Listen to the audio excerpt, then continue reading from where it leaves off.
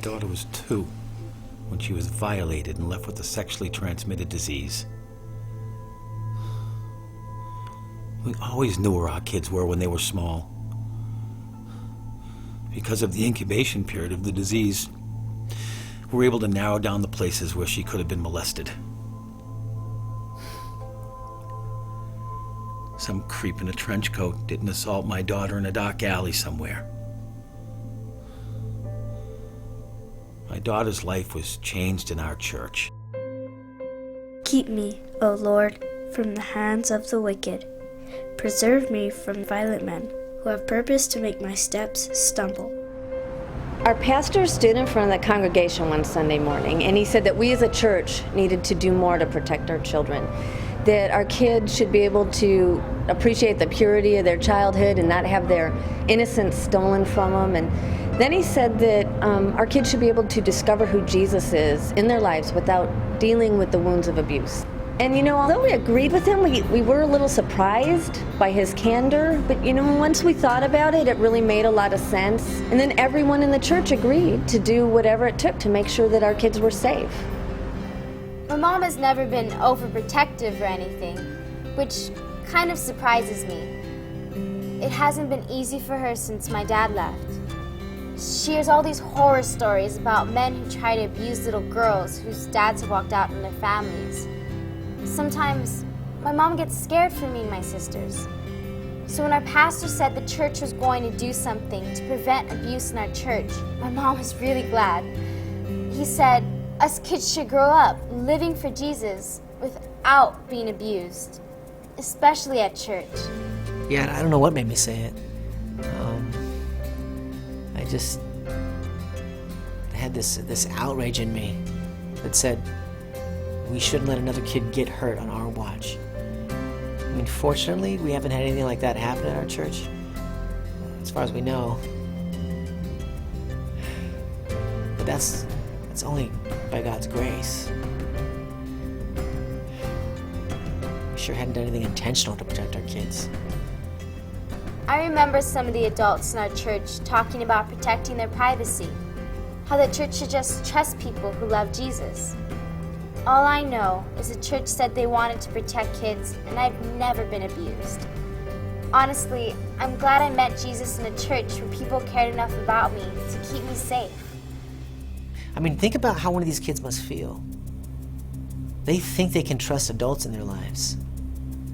And after that trust has been broken, after they've been violated, how long before they really can trust adults again? How long before they can trust God? How long before they can heal from the wounds of abuse? Or even sense the call of God in their lives, now that they've been violated while attending church? We as leaders in our churches must do everything we can to prevent abuse. My daughter just got back from a 2-week outreach trip, and the only reason I felt comfortable sending her on this trip was because I know the standard of safety our church uses. Our kids are as safe as they can be traveling with our church. And I know that the leaders take their safety as seriously as if these were their own kids. The most vulnerable of all of God's people are children and youth. We, dear ones, are called to stand in the gap. Because the good news is not just that Jesus Christ saves. It's not just that he's able to keep, but as the shepherd of the flock, he cares for, saves, and keeps the young. As you look at this Child and Youth Protection Manual, I want to encourage you to realize these aren't just suggestions or good ideas. This is the standard. This manual has been field tested in churches of all sizes across the country. Leaders have taken literally years to create it and have made sure that it is user-friendly for use in the local church. We want you to know that as you give yourself to this, that the prayers of many, many people are with you, and the promise is that others will not suffer as some have. As we move together as a team, let not one of us, as local shepherds and leaders, take lightly the stewardship of the care of our children and our youth.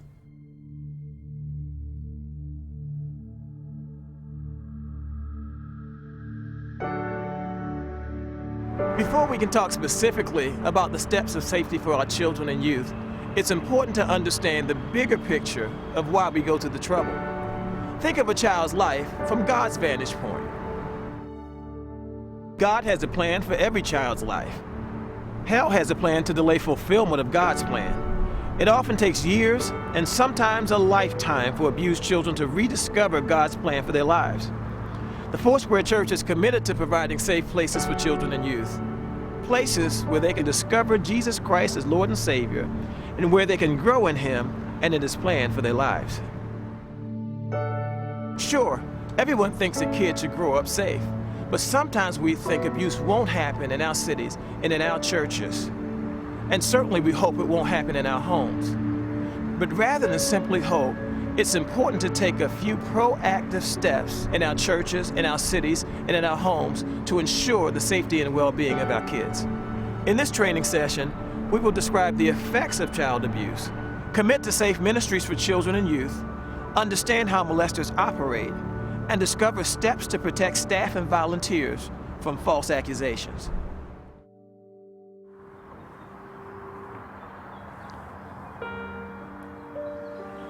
When I was 17 and preparing to leave home to go to college, I was in the car with my mom, and that's when I told her that I'd been molested by my grandfather. It wasn't an isolated event, it was a family system. My mom had been abused by him, her sisters had been. He had been abused by a Catholic priest growing up.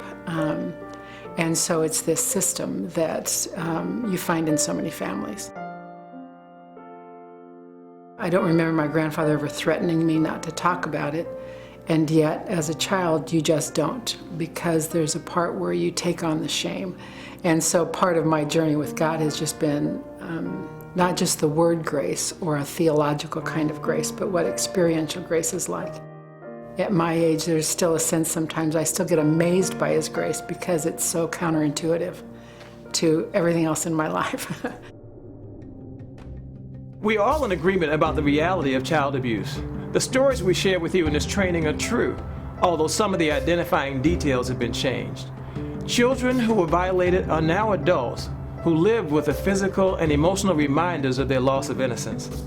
They should have grown up learning to trust in Jesus, growing in the Word of God, not looking around every corner to see if there will be someone else there to hurt them at church.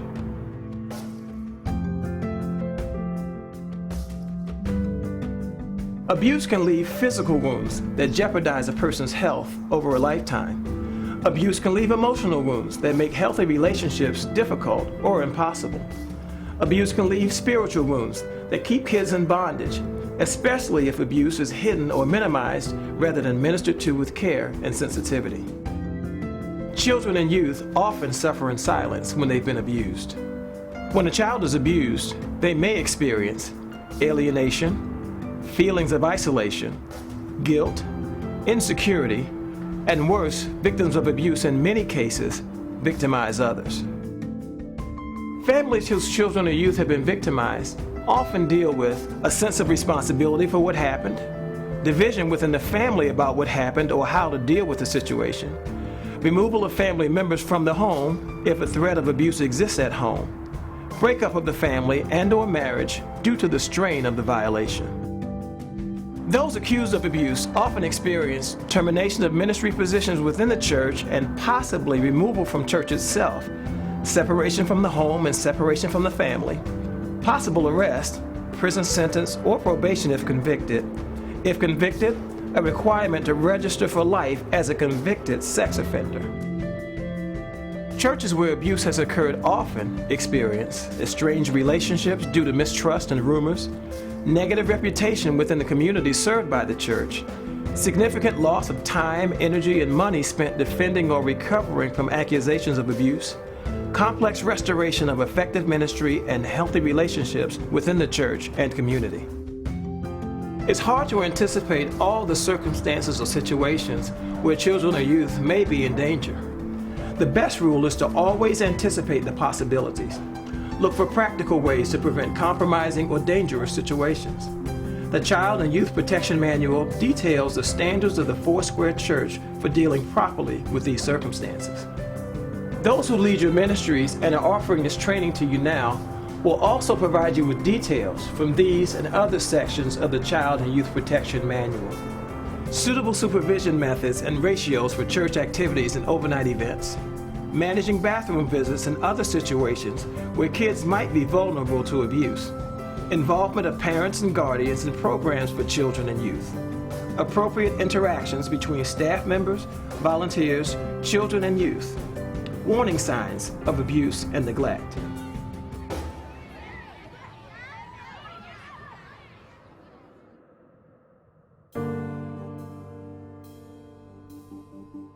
Statistically, only 10% of sexual predators are females, while the remaining 90% are males. More often, females are accomplices to sexual abuse and not the victimizers. A very small portion of abusers who are males are homosexuals. Most often, abusers who are males are married, and many have children. Almost all are well respected in their community. This type of abuser is referred to as a situational child molester. The situational molester is often in some role of authority, like a teacher or a coach. He takes advantage of the relationship with the child within his influence. Victims of the situational abuser may vary in age, number, and gender as the opportunity presents itself. These abusers are husbands and fathers. They're not usually the sinister-looking predators we often associate with child molesters. A second type of abuser is the fixated child molester, a person with a primary attraction to a certain age or gender of child. The fixated child molester looks for a vulnerable child or family to victimize. The fixated abuser will often prefer to spend their time with children rather than with adults their own age. A fixated molester usually has more victims than the situational abuser. Unfortunately, both types of pedophiles have the same ultimate effect on the children, youth, and families they victimize. Molesters themselves tell us how sexual predators think and what they look for when seeking a victim. Experts agree that most sexual abuse is avoidable, especially if we understand 3 factors of how predators work. Let's take a look at these factors. They are access, privacy, and control. Abusers look first for access, usually to vulnerable children or youth. These are kids with a lot of free time on their hands and very little adult supervision. Church functions, youth outings, community sports teams and clubs, and other open access points to children and youth are at the top of the abuser's list of places to hang out. Sometimes the abuser is looking for an immediate opportunity to violate the young person, but more often, the plan is much more subtle. What the abuser often looks for in these situations is the child or young person who looks like they are alone, even when lots of other people are around. The abuser is looking for an opportunity to strike up a conversation and perhaps build a relationship with the young person that they can later take advantage of. It's important to remember that not every adult who speaks to a kid has a sinister motive. Our kids need healthy relationships with adults as role models and mentors for their lives. But we need to know who the adults are who are influencing our kids. We also need to be aware of the subtlety of molesters. We need to protect our children and youth from the type of access predators look for.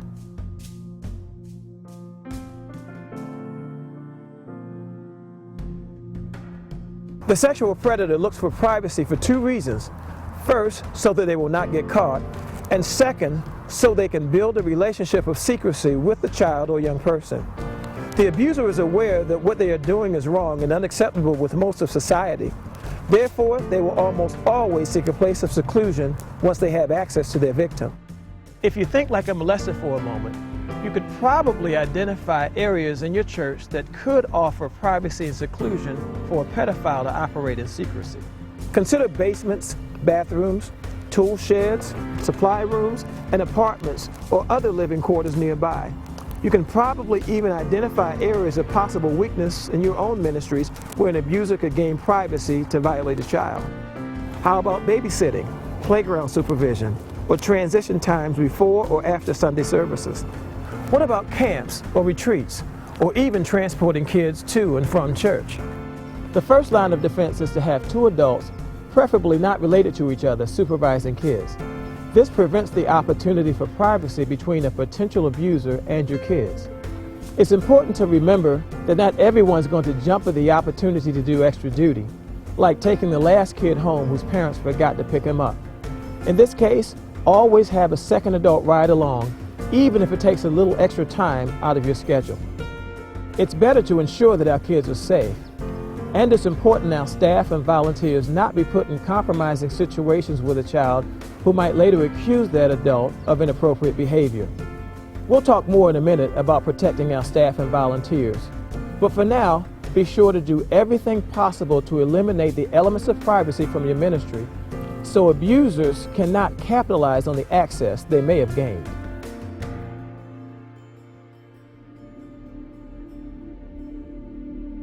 Many abusers spend a great deal of time building a relationship with a child in a process called grooming. During this process, they are not usually overtly suggestive or sexually aggressive with the child or young person.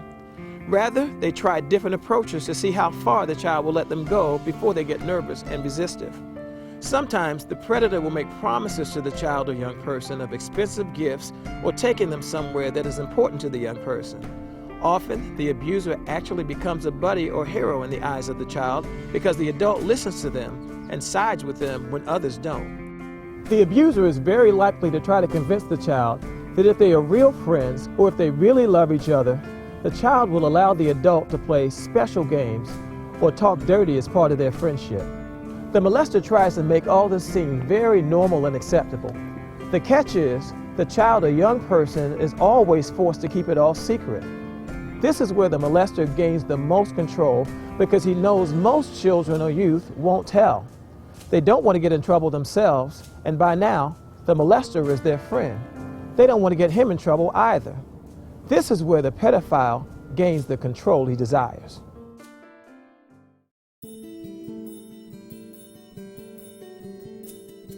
What can we learn about how molesters think? And how can that information help us to prevent abuse in our ministries? At the conclusion of this session, take a few minutes as a group to discuss how you can minimize the possibility of access, privacy, and control in your ministry to better safeguard the kids in your church.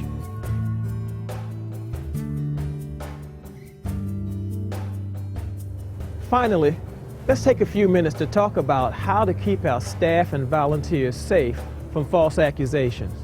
The lack of protection from many quarters of the church has motivated litigation and accusation like the world has never seen before. In some cases, false accusations are made simply because a church has not taken the simple precautions like those offered in these training sessions. It is one of the goals of these training sessions to protect our staff and volunteers from such false accusations. There are three primary areas that, when properly addressed, can help protect leaders of children and youth from accusation. Establish clear and appropriate boundaries of behavior. Submit to the process of supervision and accountability. Involve your entire ministry team in event planning process. The Child and Youth Protection Manual offers practical help to properly protect our kids, our staff, and our volunteers. Some of these steps take time, and it may seem that they're not necessary. However, the child abuse that is prevented because we take a little extra care in our personal commitment and planning is worth it, especially to the young person, the leader, the person's family, and to the church. We think that you agree that it pleases the Lord when we take the necessary time to care for people in this way. You will be provided with the standards from the Child and Youth Protection Manual that pertain to your ministry.